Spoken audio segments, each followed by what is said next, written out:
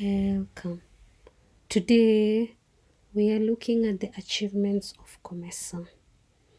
Member states have liberalized trade in the common market.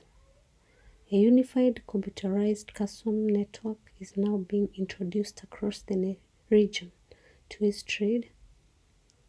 Measures have been adapted to improve transport and communications.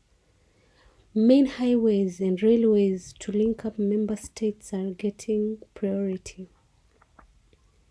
A legal framework to encourage growth of the private sector investment has been established.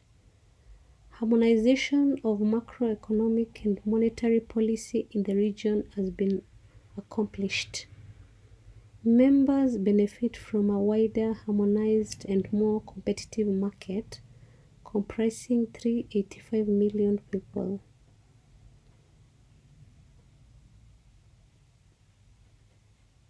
COMESA provides room for greater industrial production.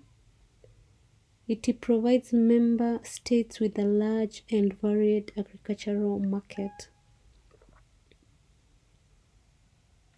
It provides countries with an opportunity of national exploitation of resources as each country can produce what it is most suited for.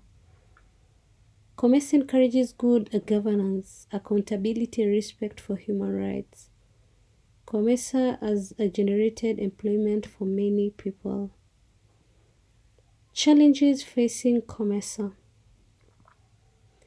Members experience double loyalty since they belong to other regional organizations such as East African Community and SADC.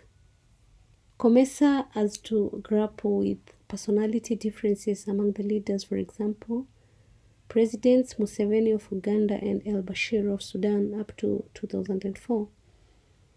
Some member states have been accused of undermining their neighbors. Boundary conflicts have caused tension, for example, Ethiopia and Eritrea. Civil wars have undermined the success of COMESA, for example, in DRC, Uganda, and Sudan. Some member states have quarreled over trading rights under COMESA.